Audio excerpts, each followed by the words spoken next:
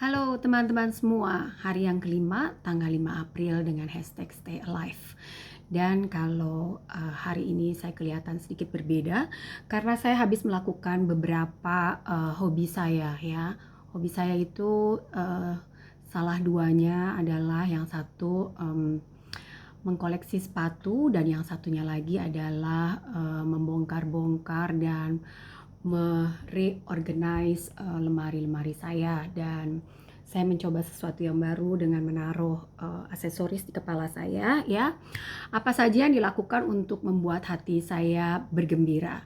Nah, ternyata kemarin atau beberapa hari yang lalu saya juga sempat membrowsing di internet bahwa sesungguhnya ada hormon yang mengatur di dalam tubuh kita tentang bagaimana kita merespon atau kita menghadapi sebuah persoalan dan sebuah kondisi di luar kita. Nah, sekarang yang terjadi mengenai COVID-19 adalah sesuatu yang di luar kita, di luar prediksi kita. Nah, saya ingin kita coba ngecek ya, apakah akhir-akhir ini kita suka gelisah? Kayaknya ada sesuatu yang salah gitu ya. Kemudian suka murung atau kemerungsung. Kalau ada apa-apa langsung responsif gitu ya, langsung meledak, langsung kayaknya semua itu di pikiran menjadi sesuatu yang negatif. Atau tiba-tiba suka sakit, yang tadinya nggak pernah sakit, oh tiba-tiba sesek, kepala pusing, atau sakit-sakit yang lain yang tiba-tiba linu atau apa gitu ya. Dan sulit tidur, atau tiba-tiba bengong. Nah, kalau beberapa kondisi ini sedang dialami oleh teman-teman semua, mungkin teman-teman harus tahu. Karena pada saat itu tubuh sedang kekurangan satu hormon yang disebut oleh kedokteran adalah hormon endorfin. Saya ingin kasih tahu, hormon endorfin ini dihasilkan oleh tubuh untuk meredakan stres ya. Sehingga ini sangat penting sekali untuk kesehatan mental. Saya mengambilnya di internet, mungkin sebagian teman-teman nanti setelah menyaksikan tayangan ini dapat juga mengeceknya ya. Jadi sebetulnya kalau kita mau tetap berbahagia, selain kita mendekatkan diri kepada Tuhan lebih lagi, selain kita bercengkrama, bertemu dan melakukan aktivitas berbarengan dengan orang-orang yang terdekat kita, walaupun sekarang kita sedang physical distancing, ternyata ada hal-hal yang lain yang dapat kita lakukan untuk membuat hormon endorfin di dalam tubuh kita itu menjadi bertambah. Nah, yang pertama adalah olahraga teratur ya. Saya memiliki satu orang saudara ipar yang jempol banget ya. Karena kalau saya melihat dengan tubuhnya yang kecil mungil itu, dia kalau berolahraga ngotot gitu.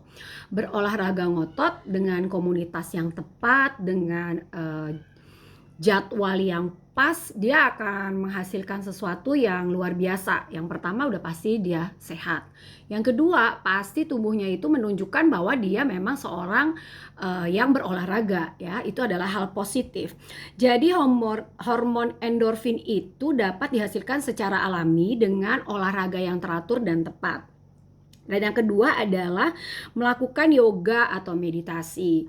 Nah, ini nggak semua orang bisa, tetapi artinya setiap kita dapat mengambil waktu untuk meditate, untuk merenung. Saya sering sekali, kadang-kadang saya sengaja berdiam diri, kemudian saya mulai menghitung kebaikan Tuhan di dalam kehidupan saya. Saya masih bisa menghitung 1, 2, 3, 4, di atas 10 saya udah rasanya kayaknya banyak banget, dan itu membuat saya sangat bersyukur, sangat diberkatin gitu ya. Nah, itu bisa meningkatkan hormon endorfin. Kemudian yang ketiga, dengan menggunakan aroma terapi yang ada di pasaran yang memang khusus untuk relaksasi. Artinya memang ada beberapa unsur-unsur di alam ini yang kalau diolah dan kemudian itu kita hirup, itu bisa memberikan sesuatu yang merilekskan pikiran kita untuk sesaat ya. Tapi pada saat rileks itu tentunya ada ketenangan yang kita rasakan. Nah, yang keempat bagi pasangan suami istri, katanya berhubungan seks itu juga dapat menimbulkan kegembiraan ya. Yang kelima, bagi kita yang memiliki stok coklat, hendaknya mengkonsumsi coklat hitam ya, jangan coklat yang terlalu banyak gulanya, tetapi kita mengkonsumsi coklat hitam. Dan ini adalah sesuatu yang kita bisa lakukan dengan kontrol kita. Nah, yang tiga berikutnya yang saya baca, ini kita melibatkan orang lain di sekitar kita ya. Yang pertama adalah memiliki sahabat dan bercengkrama dengan sahabat kita. Bisa dalam situasi sekarang tetap kontak lewat WA, video call, lewat Zoom, lewat telepon biasa, apapun ya, lewat email atau lewat SMS, apa saja yang membuat kita tuh merasa bahwa kita memiliki orang yang mau mendengarkan kita, orang yang juga siap kita dengarkan. Jadi sharing tentang kehidupan bersama dengan orang lain itu bisa membuat kita menjadi lebih bahagia. Kita tidak mendoakan orang yang menjadi lawan bicara kita itu lebih lebih tidak beruntung dari kita, tapi kita sama-sama bisa membangun suasana positif bersama dengan teman-teman kita.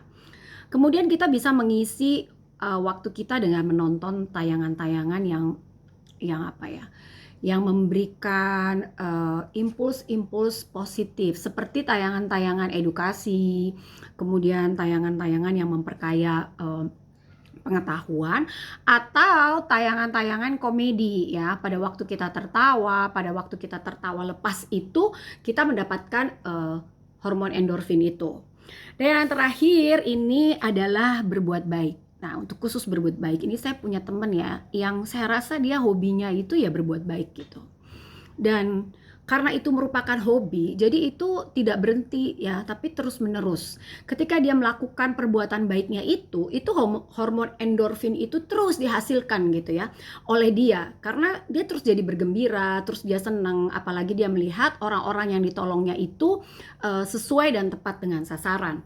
Nah, kalau sekarang ini kita bisa berbuat baik ya, itu spektrumnya sangat luas ya. Spektrumnya sangat luas. Kita bisa berbuat baik dengan memberikan nasihat-nasihat. Kita bisa berbuat baik dengan benar-benar bertindak langsung, menolong, memberikan sesuatu yang sifatnya materi gitu ya. Tapi memang Alkitab ini juga mencatat ya, kalau kita sebagai umat Kristiani, kita juga memiliki tanggung jawab. Itu ada di Galatia 6 ayat 9. Sebenarnya kata-katanya tuh sangat singkat begini ya, janganlah kita jemu-jemu berbuat baik. Kalau kita artikan secara letterlek itu, janganlah kita jemu-jemu artinya ya terus-terusan gitu. Jadi dia nggak ada batas waktunya kalau kita berbuat baik. Bahkan kadang-kadang ya, pada saat kita lagi susah pun, kalau itu memang membuat kita menjadi berbahagia, kita lakukan juga loh. Kita berbuat baik sama orang lain. Nah, berbuat baik itu kadang-kadang hanya cukup menyediakan telinga untuk mendengar orang-orang yang berkeluh kesah. Apalagi sekarang. Saya menerima kabar-kabar sedih, kabar-kabar duka, dan saya berusaha untuk berempati. Sekalipun mungkin saya tidak kenal, tidak terlibat langsung gitu ya. Tapi ketika kita benar-benar menyediakan telinga, kemudian kita mendengarkan orang yang kepengen curhat, orang itu akan merasa berbahagia karena masih ada orang lain yang mau mendengarkan. Atau orang yang saat ini mungkin sedang di dalam kebingungan ya, hanya dengan kata-kata singkat yang kita kirimkan, kata-kata yang memberikan kekuatan, penghiburan, pada saat itu dia bisa berbahagia.